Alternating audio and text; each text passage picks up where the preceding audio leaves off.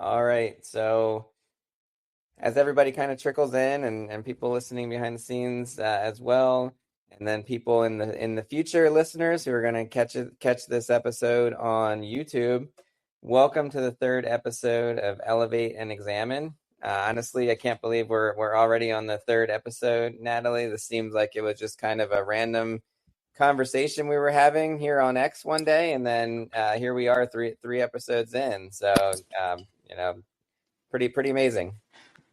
It is amazing and I love it. I'm so happy that we can have these discussions together. I think every single one so far has been wonderful. So I think this one is going to be very insightful once again. I agree 100%, and things are just kind of rolling along here. We're back again, like I mentioned, with episode 3. We've got another great guest today, A. Lee Judge. We'll be talking about a topic that touches really every part of our lives today. That topic is content marketing, but we'll be sort of looking at it from an interesting angle. So if you're listening and you have friends who are in the field or have an interest in the topic, please let them know we're live and tell them to head on over to X and jump in to listen. So before we dive in, let's do that introduction thing that we do before every episode. I'm Anthony Gaenzle. I am the founder of E&I Creative, and I'm fortunate to be hosting Elevate and Examine with the amazing Pastor Natalie Young. Natalie is the founder of Examine This Moment and a million other things. So, so Natalie, here we are again. I'm excited to be here with you. I know it's just such a great blessing and time to be here together. In the midst of so much going on, taking these moments together like this, I think it's awesome. For sure, for sure. And I'm glad we connected, and I'm glad I think we were talking about ways we could collaborate, and we were kind of talking about just blog posts and things like that, and then it turned into a whole show. So it's working out nicely. Yes, for sure. Yes, for sure. Yeah, I think it's just going to continue to grow, and it's great. I'm honored to be a part. Same here, same here. And like I said, today we're talking about content marketing. And also, like I said, we're talking about it from a bit of a different angle. So it's an angle that's not necessarily all bright and shiny. I love content marketing. It's been one of my favorite subjects since it became a marketing term. But this angle is not, like I mentioned, it's all not all bright and shiny, but it's something that we really need to consider deeply. And that angle is the moment that content started to become noise. It's really noisy out there. If Mhm. you're online at all during the course of the day, you truly understand what I mean by that. It's so much so that I was reading something the other day, and we're now measuring the amount of digital data online in something called zettabytes. And I didn't even know what that was until I popped up this article. Basically, a zettabyte is equal to a billion terabytes. And terabytes to me, when that came Sheesh. out, that was like, wow, okay, I have a lot of data on my phone now. But a hmm billion of those, that's wild. I mean, just that thought alone is just like overwhelming just to consider, and that's why you and I are talking about this today because there is so much digital noise. I mean, they're keeping track of so much digital fingerprints, so to speak. That's what these terabytes, billion terabytes are, things that, we're doing. But when you think about it, this, I, I just, I just get a little bit like, God help us because we want to make a difference, each of us. We have Mhm. something to say with our brand. There's something that each of us are trying to do with our brand so that we can stand out. And that's why I think this discussion today is so important. 100%. And I looked at now and then I'll glance at my how many posts times I posted on X, for example, and I think the last time I looked, it was close to 190,000 times. And yes, I've been here since 2012, but I look at that and I think my instant thought is you need to turn off your phone and go outside. Yeah, and you take that, and not everybody's posted that many times, but you take those numbers and you start to multiply that by all the people on social media, and then you sprinkle in blog content and video and Yes. podcasts and all of the different digital data online. Yeah. The Yeah. content's really starting to all blend together. What do you tell people when you're having conversations about this? How do you tell them? What are your pieces of advice to kind of stand out in this crazy packed world of hmm content? I think something that's really important is that, we remain authentic, we remain intentional, we remain consistent, that when we're telling whatever it is that we're posting or we're putting out there, that we're staying true to who we are. I think that's something that you and I have continued on that message, because our story, who we are, the perspective that we're putting out there in this digital world, so to speak, is important, that we're staying true to that. I think people who see who you truly are will want to continue to hear more from you. But if you just, your voice and everything you're saying is just identical, literally identical to somebody else, then how are you truly standing out? Yeah, and I see that in the form of the negative side of it anyway. I see it in the form a lot of here on LinkedIn, on other channels, you'll see the same exact post, not a version of a post, but Mm-hmm. literally the same exact words posted by one person. You scroll maybe five or Mm-hmm. six posts and you see another person with this same exact post. Yes. And it's just, Yep. that's Mm-hmm. not the way to stand out. It's the quickest way to No. blend in. And who wants to blend Yeah. in today? And it's one thing if it's hitting you in a certain way, so you're like, okay, I want to reshare this, I want to repost this. Yeah.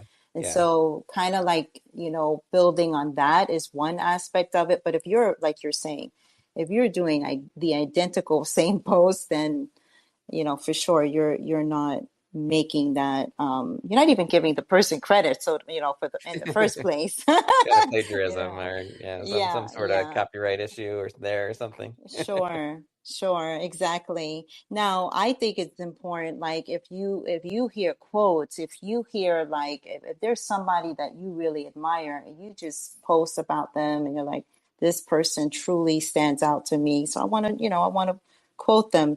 That's awesome, but how do we, like I think about like how do we not just blend in even when we're doing that, you know? I think a lot of it is about today. It's come down to your personal brand and your Mm-hmm. personality and the things that make you different, and Mm-hmm. really figuring out why your audience should care. I mean, Mm-hmm. we all bring something to the table that's unique. We all bring a Mm-hmm. lot of things that are the same. So figure out what that thing is that really makes you unique, Mm-hmm. and it clearly and consistently explain to your audience why they should care and why it matters to them. And it's not about, Mm-hmm. look at me, I did this, I did that, I'm so amazing. It's about here's me, and here's why you should care because it impacts your life in this way. It's more Mm-hmm. about, like, when you're selling a product today, people don't care about the specs and details of the product. They care about how it transforms their life, and Mm-hmm. that's kind of how Mm-hmm. you have to approach your content these days. Mm-hmm. Mm-hmm. Exactly. And I think the goal should be not to just be seen, but to leave value wherever you show up, wherever you're being seen, you I know. agree. I agree. And it becomes Mm-hmm. really frustrating, I think, for some people who can't find that way to stand out. And some of the advice I have for people who are feeling that frustration is it takes time. Like I said Mm-hmm. just a moment ago, I've been on Yes. X since 2012. Mm-hmm. I wasn't, Mm-hmm. I it took a long time to build Mm-hmm. an audience, to get that engagement up. And I'm not exactly where I want to be either. I want to keep Mm-hmm. going. So it's a journey, and you Mm-hmm. really have to be ready for Mm-hmm. that. I agree. And also in the space where you have many followers, for example, Anthony, you have tons of followers here on X. So, like, even there, you standing out to be able to reach out to different people who are constantly communicating with you matters as well. Agreed. And I think, Mm-hmm. you and I were talking about sort of the difference when you're posting. A lot of people are posting for attention, and they want that attention, but really it's more about intention. You really want to Yes. shift that. I know you had some thoughts on that as we were talking. Yes. Yes. And you got to think about. I always think about this. Why? What kind of attention do we want to create? When we're with the messages that we're putting out there, what kind of attention do we want to create? Don't be lost in all this noise that to be safe, you're looking like everybody else, but decide, how can I hold the interest of my audience? I have to continue to decide that the attention that I want to keep is pure in heart, the purity of who I am. And I want to draw people on purpose, so I'm considering my purpose, but I'm also drawing people on purpose. So my intention must remain goal oriented and consistent. Consistency is a huge one. I think that if you really want to stand out, you have to do sometimes sort of those boring, consistent, tedious things over and over and over. And that's not to say just repeating yourself over and over. You have to have that purpose built into it, and you have to understand your audience, but you have to be willing to stay the course and keep putting Mm-hmm. yourself out there for a long time before it really sticks. Mm-hmm. It's true. That's for sure. That's true. That's true. Inconsistency will speak very loud just as much as consistency will. Very you true. know so so then we start thinking about why leaders feel the pressure to perform, right? We start thinking about that as well. As we're leading in this brand, we're trying to put messages out there. The pressure is felt based on trying to perform in a manner that there's a difference being made. So balancing the demand of building your brand versus also remaining authentic. So, like, I think it just keeps going back to, how can I stay true to who I am as I'm trying to continue to put out content that will demonstrate, this is me, this is who I am. I'm showing you who I am in my writing, in what I'm saying, and what I'm posting, whether it's a video. I'm being consistent in who I am. I think that's, like, keeps coming back to that. Yeah, very true. That's how you build those connections. You have to you're not reaching everybody with every post, so you have to, as you continue start to reach people with each subsequent connection that you make with them and each post that they see in their feed, they need to see that consistency before they really understand who you are and what you bring to the table Mm-hmm. and what you mean to their lives. Without that Mm-hmm. consistency, it's really hard to make deep connections that really drive growth for you or for your audience. Mm-hmm. Absolutely. I think audiences out there, like even right now, anyone that's listening to us, for example, where we get conditioned to tune out meaningless content. Let's be honest. We will Oh, we yeah. will tune it out. And there's a lot of it. Mm-hmm. I know I've been Absolutely. I've been guilty through the years of creating it. I mean, we've all been there where we thought, Mm-hmm. it's all about just churning out content. It's about just putting out the most content, and that's not the case. If you don't have the Mm-hmm. right thought behind it, you don't have the audience's best Mm-hmm. interest in mind when you create content, people will tune it out. they see through. They see enough content out there that they can see through what you put meaning into and thought into. Absolutely. Absolutely. So we have to slow down to create meaningful impact, right? That I think that's so important. Let's just, decide that we will slow down, evaluate so that we're creating meaningful impact. Sometimes I think it's so much about, like, people think it's so much about like a quantity, like I've got to put tons of stuff out there, but they're not considering the quality of it. So we That's have to right. slow down and we have to create meaningful impact. So pay attention to the things that are making a difference. 100%. I think that word consistency, sometimes people take that to mean that they just have to be present, posting new content every 10 minutes, and that gets them Mm, in trouble versus, a few targeted, thoughtful posts here and there, but consistently. So you're not posting twice a month randomly. You're posting at a cadence that people understand, but they're not overwhelmed by, and you're able to have the bandwidth in your life to actually make each piece of content thoughtful and powerful. mhm, That's where it really is at. mhm. It will be memorable, and it will stick in people's minds, right? We will be remembered by it. 100%. 100%. Hmm. So yeah, so that's a good transition, I think, into our Hmm. next segment, talking about, speaking of memorable, excellent content. I think is a great time to bring in our guest, Mr. A. Lee Judge, is joining us today. He is the founder of Content Monster. He's the host of the podcast, The Business of Marketing. He's hosted, uh, if people here are on in the marketing field, you definitely have heard these names: Rand Fishkin, Joe Polisi, Seth Godin. He's in the big. He's playing.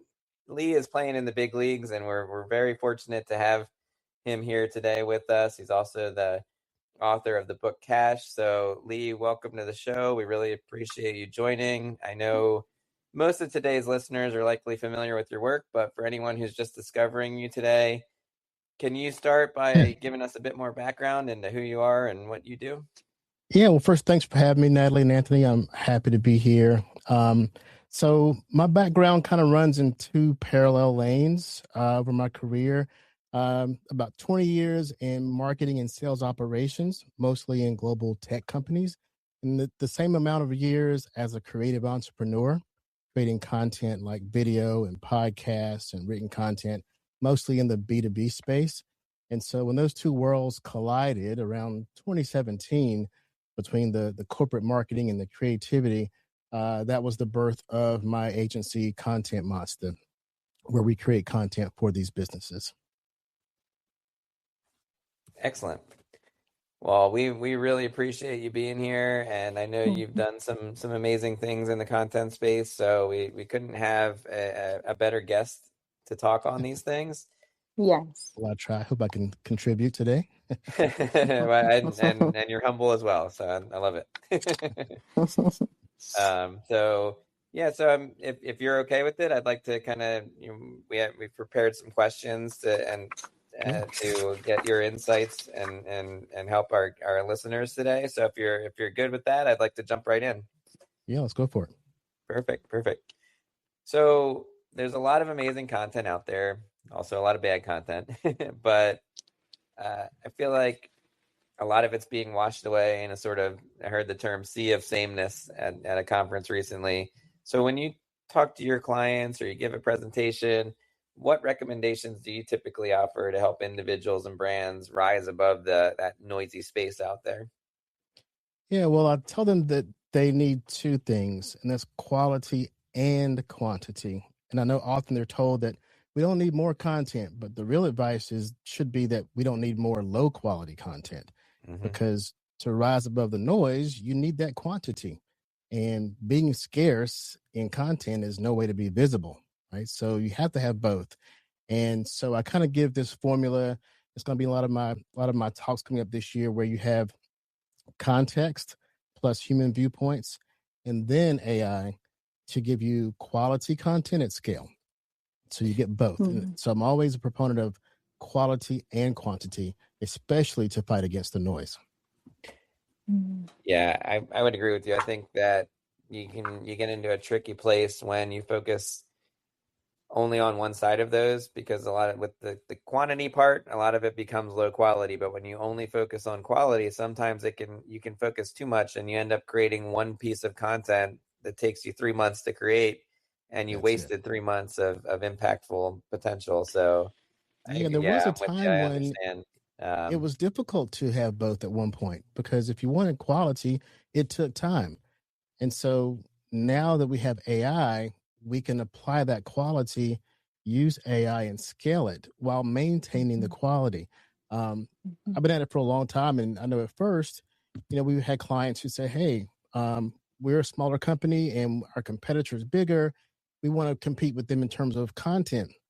And I'll say, well, what are you doing now? Well, we have one quality video we do. We do this interview once a month and we put out a video, and they're real proud of themselves. And then we look at their competitor and they're putting out video every day or blog articles every day. And I was like, well, if you want to compete, you do need more. You can't say it's either or, quality or quantity. And for a while there, depending on your budget, your team, your creativity, then quality could stifle your quantity. But those days are past. You can have both now. AI brings us the ability to have both at the same time. I agree. And it's amazing where AI has come just within the last year alone. I look back at some of the content that I would personally work through and leverage AI within the scope of creation, the creation process a year ago, and the quality and the work that I had to do on the back end after the fact then compared to now, it's just unbelievable. And if you really understand how to leverage AI right now, you're at an advantage over everybody. I do want to ask you, there are a lot of people still who are of the school of thought. They'll give you the pushback of, well, AI is taking away your creativity. AI is producing that sea of sameness again type of content. What do you say to people who kind of have that fear of AI or have that distrust of AI still? Yeah, I don't think AI takes your creativity. I think too many people are giving it to AI. They're giving it away. They're not utilizing it themselves. They have it in themselves to do or to express, but instead they outsource it to AI. So AI is not taking it. We're giving it up. So it needs to be used for what it's best for. So you have your own creativity, your own thoughts, your own experiences, and then you just brain dump that and use AI for things like framing or organization of your thoughts, providing clarity. That's what AI is for. It's not for creating or having your thoughts for you. And to go a bit deeper on those three things, I mean, framing turns your raw notes into a clear angle or help you deliver the promise of what you're trying to convey. And then organization, again, turns that messy brain dump into a clear flow. And then clarity tightens those thoughts up so the information is conveyed more efficiently. And, I use AI even for some of my own blogs, but there's two places I use AI. One, I have an AI interview methodology where AI interviews me, but it's asking me for my experience. And I tell it to ask me one question at a time until I say stop. And so it interviews me, sometimes 15, 20, 30 minutes straight, but it's getting information from me. And so it won't be the same as anybody else because I'm not the same as anybody else. I have my own opinions, my own stances. And so that's the first step is, yes, I use AI, but not to create the content, to extract the content from me. That's what AI did. And then once I just casually, explain these answers and these questions, my flow of thought may be messy. It may be disorganized. It may not have an easy thread through what I was just brain dumping. But then AI can say, well, Lee, you said A, B, C, and D. Let me pull out Z and pull it back to the front. So it's a nice flow of information. It may even say, you mentioned this thing, but it's out of context. Should it go into this article or this story? And I'll say, oh no, I was on a tangent. It helps clean it up. So AI is just my interviewer, my writing coach, my editor, but it is not my creator. That's a great way to look at it. The concepts, the ideas, the vision all come from inside, and then AI sort of serves as a partner to really organize it in the right ways and bring it to life with your direction, essentially. Yep, absolutely.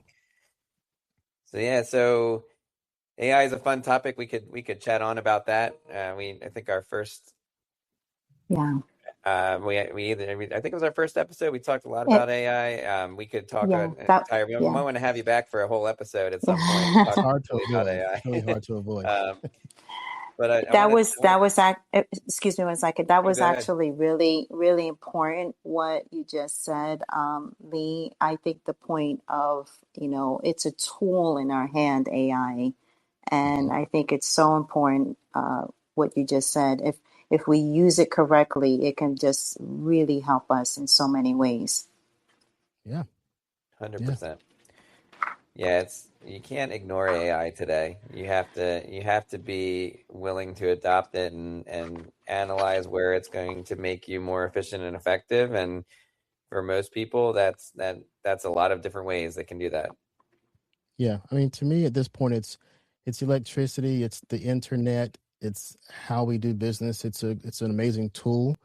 I know I empathize with people who feel they're losing their jobs to AI, but at the same time, there are opportunities that are rising as well. So, I don't want to sound like a, do or die kind of situation, but, if you're going into the job market today and you hate AI, that's not going to help you get the job. Right. So it's like saying, well, I don't use computers, or, going in to work for, a candy company and saying, well, I really don't like sweets. It is what it is. I'm against sugar, but I'll work for Pillsbury. It just doesn't quite fit. Yep. Yeah, you have to adopt it. It goes back to when computers became PC, personal computers anyway, became a thing. And I know I was younger then, but I saw people who worked with my parents and so on who quit their jobs because they retired early or whatever the case was, just because they didn't want to adopt that new technology. And I feel like that's kind of we're in a similar world right now, but this time it's going to turn into who knows what. It's amazing how fast it's developing. So yeah, the speed is the difference, because our education system is built on 4-year blocks, 4 years of high school, 4 years of college, or 2 years of a trade school. 2 years is too long. 2 years from now with AI is going to be 20, 30 years of difference, what we're used to. So we don't have time to to go back to school for 4 years to change. We have to figure out what's going on now. And, you can opt out. Just know that you're going to feel like you're missing something at some point. And, it's not do or die. It's just participate or not. For sure. Yeah. So I want to flip sides a little bit here, and I want to look at it more from sort of the consumer's point of view. So not necessarily AI, but going back to the content marketing topic. Consumers are really starting to get burned out by all the options out there. What are consumers now looking for from brands? What are they expecting from the content from brands? Is it on authenticity? Is it humor? Is it that quick hitter content that just gets to the point and gives them that one bit of information they need? Can you give us your take on how consumers are viewing content today to give brands and creators a little bit of a strategic edge? Yeah, I think consumers want to be helped and not sold. They want information. They're going to take their own customer journey, as we call it. But that customer journey, they're going to be looking for information and education and information gain that your competitor may not be giving. And so, being helped versus sold, that's not new. But in terms of style, there is no one size fits all. Some may rather have humor or straightforwardness, but in the end, it's about how can you help me get closer to a decision I'm going to make.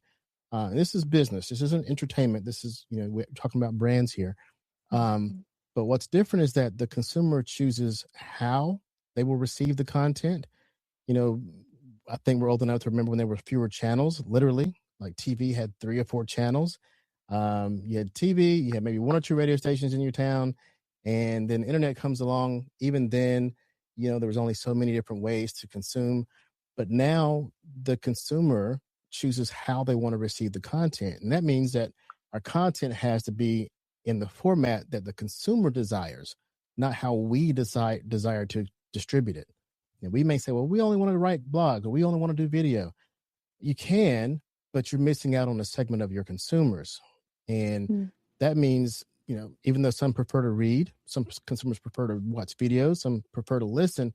As a business, you have to consider that you have several bases to cover, and their demographics won't tell you who consumes which format. You could have the executive CEO who binges on YouTube, and you think that he or she doesn't. You could have the same one who's scrolling TikTok, and you think they don't do that. So we can't control or predict where those particular people consume their content. And even though we can look at our analysts like Gartner and Forrester and see what they say, but I've known this from working back in radio with Nielsen and TV ratings. People don't always document what they actually do. Your CEO is not going to tell you he spends an hour on TikTok.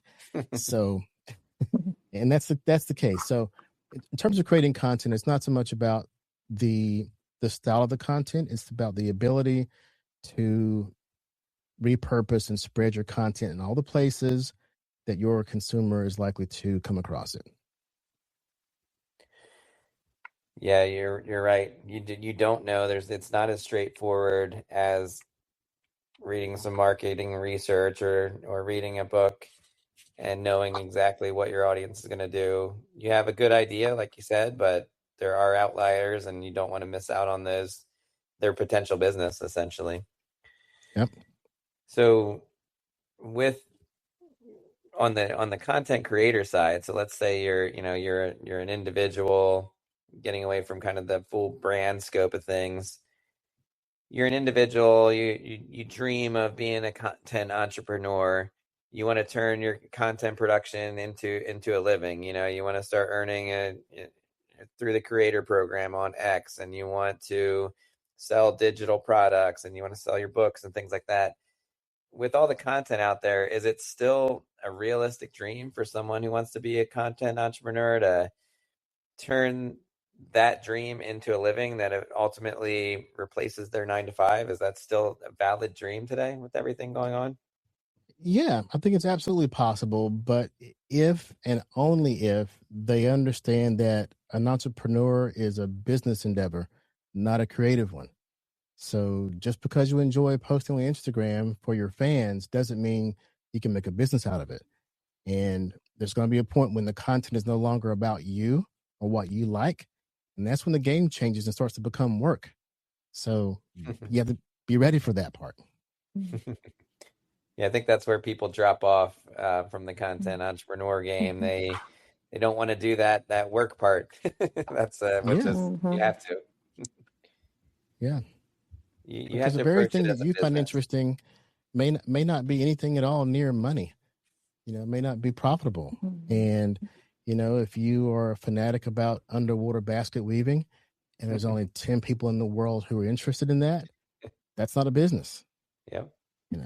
Unless you're selling a $100,000 underwater basket weaving course. So 1 to each, and then invest well, and you're set. Yeah, but once you teach those 5 people, you're out of business. So still. That's right. Well, you ruined my dreams of becoming an underwater basket weaving expert. Sorry about that. Nice. I love it. So on each episode, one of our main goals, or our main goal really, is to inspire leaders and budding creators and others to thrive and to learn new things and new ways that they can grow in the direction they want to grow in. So to wrap up the questions, we like to ask our guests to provide the top 5 tips from their perspective. What are 5 things that someone who wants to be like you and enjoy the success you've enjoyed in your career, what are 5 things that they can start doing now to get where you are today? Okay, 5 tips. Wow. All right. So let's go. First one would be always have a plan for what's next if things work and if they don't work, because there'll always be some times when it doesn't work. They won't always work. So have a plan, not a plan B necessarily, but a plan after, like what's next. That's the first thing. Self-motivation, that's a must. If you're used to having someone tell you what to do next, entrepreneurship isn't for you. You need to be able to self-motivate and do things not only when you don't want to, but find out what the next thing you need to do is when you don't know what to do. Another would be to save money, because there's going to be droughts and you don't want to have to change direction of your business when things slow down. That's a frequent problem I think entrepreneurs have, is that they may have a good idea, maybe on a good path, but then when the money gets short, instead of pushing through it because maybe they can't because they're out of money, they try something new. And then the pattern starts over again. Something else new goes slow, they stop, they change directions. I think it's better if you can save even before you start, so that when things get slow, you can dig in instead of change direction. So that's the third one. Network with curiosity, meet people, connect with interesting people, keep in touch, be helpful to those people, be a connector, because nobody forgets connectors. When you introduce someone and if you make a connection between 2 people and they become friends or business partners or they do business together, they won't forget who connected them. And when you build that powerful network of people that you've connected, you're always in their favor. So that's the fourth one. And then the fifth one I would say is to keep time and value separate. The value you bring matters more than the time it took you to bring it. Don't get those two mixed up or tied together. Your value and your time are 2 different things. There's my 5. And I like all those. I'll touch on that last one, the value and time. I think a lot of businesses make the mistake of charging maybe on an hourly rate. And really, if they charge for the value, they're missing out, because if they charge for the value, they could really increase their revenue to that point. But all 5 were great points. Excellent. Thank you. And so that's coming to the end.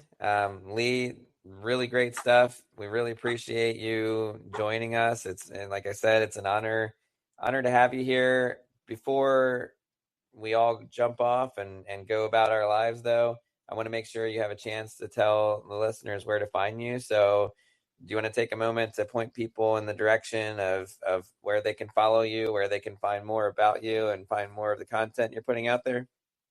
Yeah, sure. Thank you. So my agency is called Content Monster, MONSTA, contentmonster.com, where we create videos and podcasts for businesses. And then my main home base is my site, aleejudge.com, with or without the dot after the A, aleejudge.com, where we go further into how I help businesses. I consult with businesses on even things like AI optimization, and also bring in services from Content Monster there as well. So those are the main 2 places. Connect with me online. Everything is A. Judge, LinkedIn, X, wherever you want to find me. I'd love to connect with you and continue the conversation. Awesome. Well, thank you very, very much. Excellent show today. Thank you, Natalie, as well. Yes. Thank you. Thank you so much. Thank you. Thank you, Thanks Lee. for having me. Thank you. We appreciate everybody who listened in during the show, and we appreciate everyone who's hearing this now as a recording. wherever, whether you're listening to it here on X or on YouTube. We'll be publishing those recordings soon for those of you who are listening live. So keep an eye out on Natalie and my accounts for links to that. We'll also likely be publishing recaps on the different websites. So stay tuned for those. And then, of course, we will be back. We have our next show scheduled. So we'll be back next month with another episode focusing this time on the moment you decide to start, which is a really cool concept because, you know, everything starts somewhere, starting a business, launching into your dreams. Within this topic, we'll be focusing on kind of starting a business, what you need to know. And our guest will be Adrena Sawyer. She's the founder and principal consultant, actually, at Perk Consulting. And that will take place on June 18th at 3 p.m. Eastern time. So everything is Eastern time. So just, you know, if I forget to mention that, just assume we're on the East Coast. So just assume we're talking Eastern time. Until June 18th, though, have a wonderful month. Enjoy the kickoff of summer coming up. And you can follow us at Anthony Gaenzle and at Examine This Moment. Thank you so much for tuning in. And we look forward to continuing these wonderful conversations. Thanks, Natalie. Thanks, Lee. And I hope everyone has a wonderful day. Thanks, everyone, for being here with us.